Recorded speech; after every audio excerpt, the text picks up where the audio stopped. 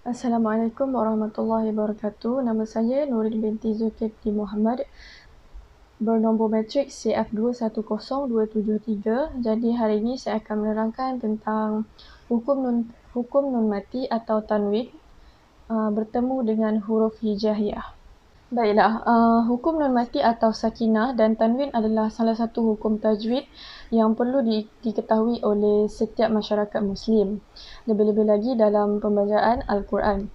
Nun sakinah ialah nun yang tidak mempunyai baris atau bertanda sukun, manakala tanwin pula ialah nun tambahan yang tidak berbaris tetapi digantikan dengan dua baris atas, bawah dan hadapan. Baiklah, contoh pertama bagi hukum nun mati atau tanwin yang bertemu dengan huruf hijaiyah. Yang pertama adalah izhar halki, iaitu dari segi bahasa ialah jelas, manakala dari segi istilah pula bermaksud mengeluarkan setiap huruf dari tempatnya tanpa dengung dan saktah. Izhar halki adalah apabila nun sakinah dan tanwin bertemu dengan huruf-huruf izhar, iaitu ha, ghin, ha, ra, ain dan hamzah di atas alif dan dibaca dengan jelas tanpa dengung. Ia dinamakan hukum izhar kerana huruf-huruf izhar keluar daripada halqum.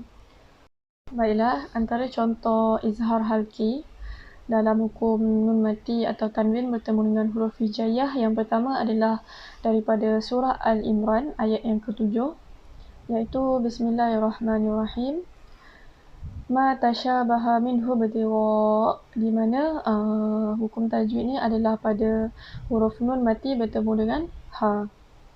Baiklah, contoh yang kedua bagi hukum izhar halki adalah daripada keratan surah Al-Imran, iaitu ayat yang ke-14. Bismillahirrahmanirrahim. Al-musawwamati wal an'ami wal harth, iaitu di mana hukum tajwidnya adalah huruf nun sakinah ataupun nun mati bertemu dengan huruf ain. Baiklah, seterusnya adalah idgham ma'al gunnah. Idgham dari sudut bahasa bermaksud memasukkan, manakala dari sudut istilah ialah pertemuan huruf yang tidak berbaris dengan huruf berbaris, menjadikan huruf kedua bertasydid. Idgham ma'al gunnah terjadi apabila huruf idgham iaitu nun, mim, waw dan ya bertemu dengan nun sakinah dan tanwin dibaca dengan dengung. Ianya juga terjadi di antara dua kalimah yang mana huruf terakhir kalimah pertama hendaklah bertanda nun sakinah dan tanwin, manakala awal kalimah kedua bertanda tasydid. Baiklah, antara contoh ayat bagi hukum tajwid idgham ma'al gunnah, yang pertama adalah daripada keratan surah Al-Ghashiyah, iaitu ayat yang ke-8. Bismillahirrahmanirrahim. Yawma idzin na'imah, iaitu hukum tajwidnya pada tanwin bertemu dengan huruf nun, maka di situ kita perlu dengung. Yang kedua adalah daripada keratan surah An-Nahl, iaitu ayat yang ke-53. Min ni'mah, iaitu huruf nun mati ataupun nun sakinah bertemu dengan huruf nun. Jadi di situ kita perlu dengungkan. Okey, seterusnya adalah idgham bila gunnah, iaitu idgham bila gunnah terjadi apabila huruf idgham bertemu dengan nun sakinah dan tanwin tanpa dengung. Ianya juga terjadi di antara dua kalimah yang mana huruf terakhir kalimah pertama hendaklah bertanda nun sakinah dan tanwin, manakala awal kalimah kedua bertanda tasydid. Huruf idgham bila gunnah adalah lam dan ra. Okey, baiklah, antara contoh ayat bagi hukum idgham bila gunnah yang pertama adalah daripada keratan surah Al-Imran, iaitu ayat yang ketiga. Bismillahirrahmanirrahim. Nazzala 'alaikal kitaba bil haqqi musaddiqan lima baina yadayhi, di mana hukum idgham bila gunnahnya terdapat pada huruf tanwin, iaitu huruf qaf, iaitu dia berbaris tanwin atas bertemu dengan huruf lam, iaitu musaddiqan lima. Di situ kita tidak perlu dengungkan. Yang kedua adalah surah Al-Imran, iaitu ayat yang ke-31. Bismillahirrahmanirrahim. Wallahu ghafurur rahim. di mana hukum tajwidnya pada huruf ra yang terdapat tanwin dan bertemu dengan huruf ra. Jadi di situ kita tidak perlu dengungkannya. Baiklah, seterusnya adalah iklab. Iklab dari segi bahasa adalah memalingkan, manakala dari segi istilah bermaksud menukarkan setiap huruf nun sakinah dan tanwin kepada mim yang ringan serta mengekalkan dengung. Iklab terjadi apabila huruf iklab iaitu ba bertemu dengan nun sakinah dan tanwin dan ianya berlaku dalam dua kalimah.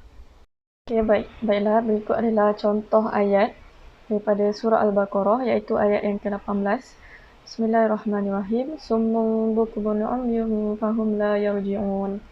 Di mana huruf mim pada summun bukmun itu diganti dengan huruf mim ringan bertemu dengan ba, maka huruf mim bertemu dengan huruf mim ringan itu perlulah didengungkan. Yang kedua adalah daripada keratan surah Al-Baqarah iaitu ayat yang ke-27. Bismillahirrahmanirrahim. Alladzina yanquduna ahdallahi min ba'di mitsaqih.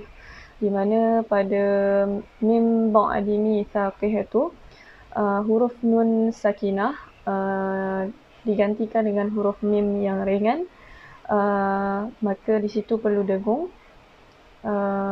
Mim ba' maksudnya di situ terdapat iklab setelah bertemunya dengan huruf ba'. Baiklah, seterusnya adalah ikhfa hakiki. Ikhfa hakiki adalah dari sudut bahasa menyembunyikan, manakala dari sudut istilah ialah menyebut nun sakinah dan tanwin di antara jelas dan dengung. Ikhfa hakiki terjadi apabila huruf ikhfa hakiki iaitu kaf, qaf, fa, dha, ta, dad, sad, shin, sin, zal, zai, dal, ja, jim, sin dan ta bertemu nun sakinah dan tanwin dalam satu atau dua kalimah. Ianya dibaca dalam kadar 2 harakat. Baiklah, antara contoh ayat untuk hukum tajwid ikhfa hakiki yang pertama adalah keratan daripada surah Al-Kafirun ayat 8 iaitu Bismillahirrahmanirrahim. Wala antum mu'abiduna ma'abud. Di mana hukum tajwidnya adalah pada huruf nun mati ataupun nun sakinah bertemu dengan huruf ta. Yang kedua adalah daripada keratan surah Al-Ma'un ayat yang kelima iaitu Bismillahirrahmanirrahim. Allazina hum an salatihim sahun, iaitu di mana hukum tajwid bagi ikhfa hakiki ialah huruf nun mati bertemu dengan sad ataupun huruf nun sakinah bertemu dengan huruf sad. Jadi itu saja daripada saya. Sekian, terima kasih. Assalamualaikum.